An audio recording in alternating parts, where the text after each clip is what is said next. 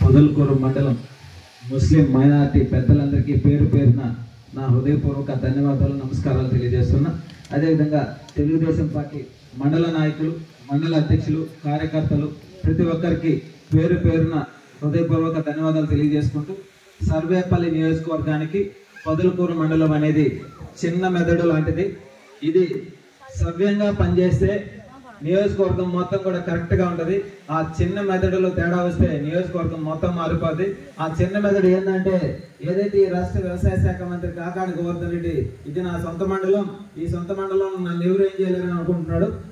ఆయనకి డిపాజిట్లు కూడా లేకుండా ఓడించాల్సిన బాధ్యత ముస్లిం మైనార్టీలుగా మీ అందరి మీద ఉందని చెప్పి నేను మనస్ఫూర్తిగా కోరుకుంటున్నా. ఒక్క ఓటు కూడా వైసీపీకి పడకూడదు. ఎందుకు పడకూడదు అనే దానికి కూడా నేను 5 కారణాలు చెప్తా. ఏదైతే ఈ 5 సంవత్సరాల్లో ఈ వైసీపీ పాలనలో రంజాన్ తోఫా అందల పేద మహిళలకి పెళ్లి కానుక ఇవ్వాల. గత ప్రభుత్వం, తెలుగుదేశం ప్రభుత్వంలో చంద్రబాబు నాయుడు గారు 50,000 రూపాయలు ఇస్తున్నాడు, చదువుతో సంబంధం లేకుండా. ఈ వైఎస్ జగన్మోహన్ రెడ్డి నటుడు, ఈ బాల నటుడు, ఈ సావుకి రేవుకి మధ్య ఆ నవ్వు ఎలా ఉంటుందో తెలియనటువంటి ఈ నటుడు ప్రతిపక్షంలో ఉన్నప్పుడు 1,00,000 రూపాయలు ఇస్తానని చెప్పాడు.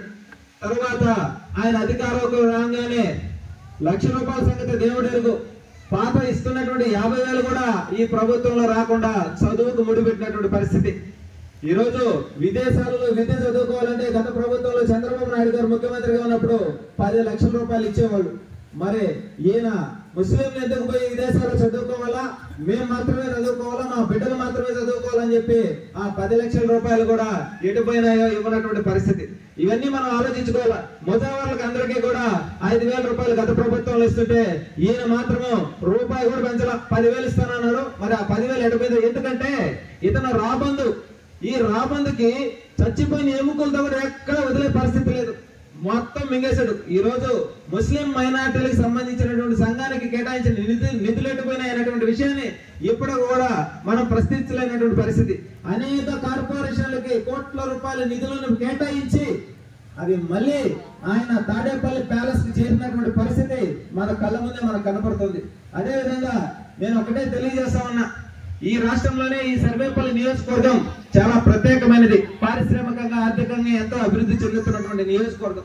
ఈ నియోజకవర్గంలో మనకు తెలియదు, పాపం చంద్రమోహన్ రెడ్డి గారు కూడా తెలియదు, ఇన్ని కోట్ల రూపాయల నిధులు ఉచితంగా ఈ సర్వేపల్లి నియోజకవర్గంలో సంపాదించుకోవచ్చా అనేటువంటి విషయం ఆయనకు కూడా తెలియదు. ఈ 5 సంవత్సరాలు మనం చూస్తే ఇటు పక్క చిట్టేపల్లి తిప్పక నుంచి కోట్ల రూపాయలు విలువ చేసే మైనింగ్ దాకా మొత్తం కూడా ఏదైతే ఈ తోడేలు బారిన పడి ప్రజా సంపదను మొత్తం దోచుకుని కోట్ల రూపాయల అవినీతి జరిగింది. ఈ కోట్ల రూపాయల అవినీతిలో ఏదైతే మన సర్వేపల్లి నియోజకవర్గంలో ఉన్న ముస్లిం సోదరులు, ముస్లిం మైనారిటీ సోదరులందరికీ కూడా ఇంటికి 5 లక్షల రూపాయలు ఇచ్చినా గానీ ఈ రోజు అందరూ కూడా హ్యాపీగా వాళ్ళ వ్యాపారాలు చేసుకునేటువంటి పరిస్థితి.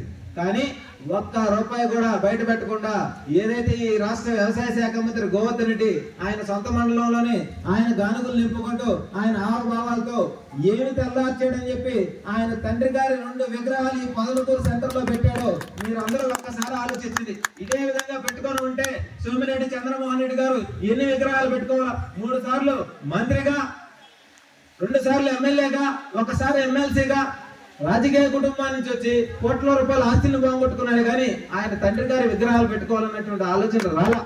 కానీ ఈయన మాత్రం ఏదో ఈ పొదలకూరు మండలాన్ని ఉద్ధరించినట్టు, ఒక 1000 ఎకరాలు తలా పేద కుటుంబానికి 1 అర ఎకరాల ఎకరం పంచినట్టు ఆయన తండ్రి గారి పేరు మీద కాలనీలు పేర్లు రాసుకోవడం, విగ్రహాలు పెట్టుకోవడం, కాలయాపన చేయడం, గ్రూప్ మాటలు మాట్లాడుకోవడం, ఎవరన్నా తాగడానికి నీళ్లు లేదు ఏంది అని అడిగితే వాళ్ళ మీద అక్రమ కేసులు పెట్టేటువంటి పరిస్థితి. ఈ రోజు ఈ రాష్ట్రంలో ఈ 5 సంవత్సరాల్లో పూర్తి స్థాయిలో నష్టపోయింది ముస్లిం మైనారిటీలు.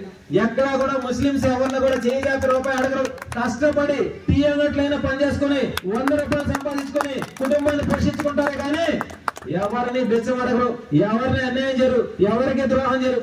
అటువంటి ముస్లిం మైనారిటీలు ఈ రోజు ఈ 5 సంవత్సరాల పాటు ఎంత వెనకబడిపోయారో మీరు ఆలోచించాలి.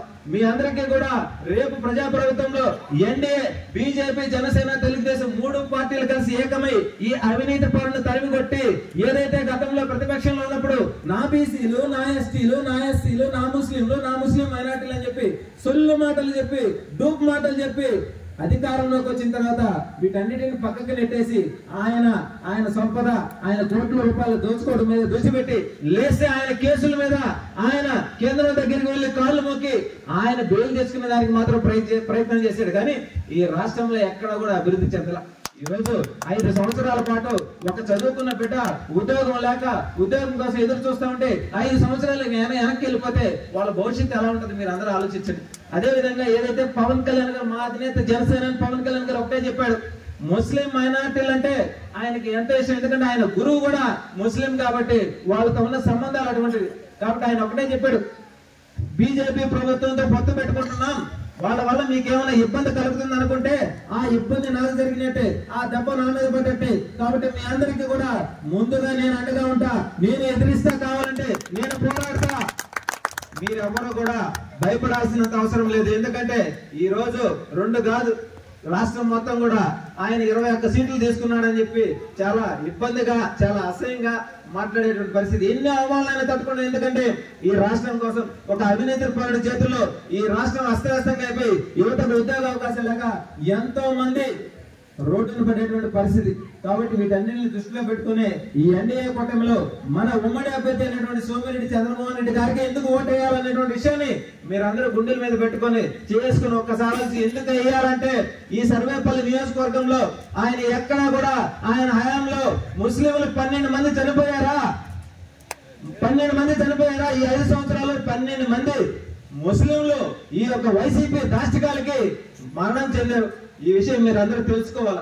రెండో విషయానికి వస్తే, ఎప్పుడు కూడా పోలీస్ స్టేషన్ లో అక్రమ కేసులు పెట్టిన పరిస్థితిలో ఆయన అధికారంలో ఉన్నప్పుడు సోమిరెడ్డి చంద్రమోహన్ రెడ్డి గారు కావచ్చు, తెలుగుదేశం పార్టీ అధికారంలో ఉన్నప్పుడు ఎంత దాష్టికాలకి ఎక్కడా కూడా ఈ సర్వేపల్లి నియోజకవర్గంలో పాల్పడాల. ఎంతసేపు ఆయన ప్రజల కోసం నియోజకవర్గ అభివృద్ధి కోసం అని చెప్పి పాటుపడ్డాడే కానీ ఏ రోజు కూడా నేను దోచుకోవాలా, ఎవడన్నా అడిగితే వాళ్ళ మీద కేసులు పెట్టాలా, పోలీసు వాళ్ళని నా చేతిలో పట్టుకోవాలి అనేటువంటి ఆలోచన రాలా. కాబట్టి మీరందరూ కూడా ఒక్క క్షణం ఆలోచించి రేపు జరగబోయే ఎన్నికల్లో ఆయనని మనమందరం కూడా కలిసి అత్యధిక మెజార్టీతో గెలిపించి ఆయన అసెంబ్లీకి పంపిస్తే ఆయన మంత్రిగా తిరిగి వచ్చి ఈ సర్వేపల్లి నియోజకవర్గాన్ని ఎంతో అభివృద్ధి చేసి చరిత్ర సృష్టించబోతున్నాం. ఎందుకంటే ఈ 175 నియోజకవర్గాల్లో కూడా సర్వేపల్లి నియోజకవర్గం రిజల్ట్ 40 నుంచి 50 వేల మెజార్టీతో సోమిరెడ్డి చంద్రమోహన్ రెడ్డి గారు గెలవబోతున్నారు. కారణం ఏంటంటే ఇటీవల నిడగొండపాలెంలో బీసీ సభ జరిగింది, నిన్నటి రోజు వరిగండలో మళ్ళీ బీసీ సభ జరిగింది, నిన్న వెంకటాచలంలో ముస్లిం మైనారిటీ సభ జరిగింది. అదేవిధంగా ఈ రోజు పొదలకూరు మండలం ఏదైతే ఈ రాష్ట్ర వ్యవసాయ శాఖ మంత్రి తోడేరు రెడ్డి, కాకాని గోవర్ధన్ రెడ్డి ఆయన సొంత మండలంలో ముస్లిం మైనారిటీలు ఇంత ఇదిగా వచ్చి సభ పెట్టారనంటే మార్పు ఎలా ఉందనేటువంటి విషయాన్ని మనం అందరం కూడా కళ్ళకు కట్టినట్లుగా ఉంది. వ్యూహం ఈ రోజు 99.9% మనం విజయం వైపు ముందుకు వెళ్ళిపోయినాం. ఈ విజయం వైపు ముందుకు వెళ్ళిపోయినాం అంటే విజయం మనదే. ఈ 175 నియోజకవర్గాలు కూడా ఎన్డీఏ అభ్యర్థులందరూ కూడా ఎక్కడ కూడా ఒక్క సీటు పోకుండా గెలిచేటువంటి పరిస్థితి.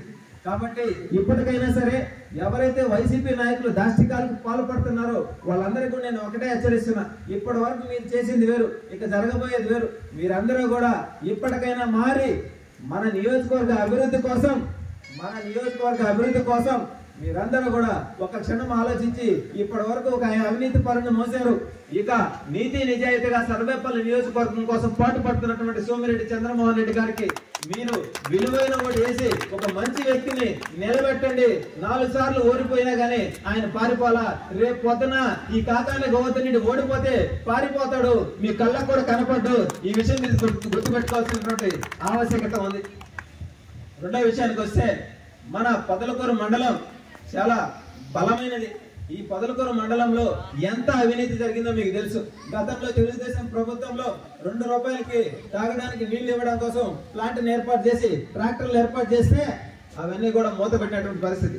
సోమిరెడ్డి చంద్రమోహన్ రెడ్డి గారి హయాంలో వేసిన శిలాఫలకాలన్నింటినీ కూడా ఈ ప్రభుత్వం రాగానే పగలగొట్టేసినటువంటి పరిస్థితులు కూడా మనం చూడొచ్చు.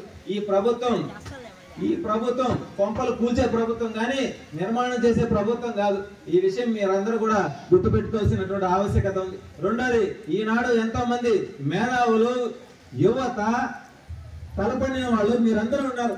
ఈ 5 సంవత్సరాల్లో ఈ రాష్ట్రంలో ఏం జరిగిందో మీ అందరికీ తెలుసు. ప్రతి ఒక్కరూ కూడా ముస్లిం మైనార్టీలే కాదు, ప్రతి ఒక్కరిలో కూడా చైతన్యం తీసుకొచ్చి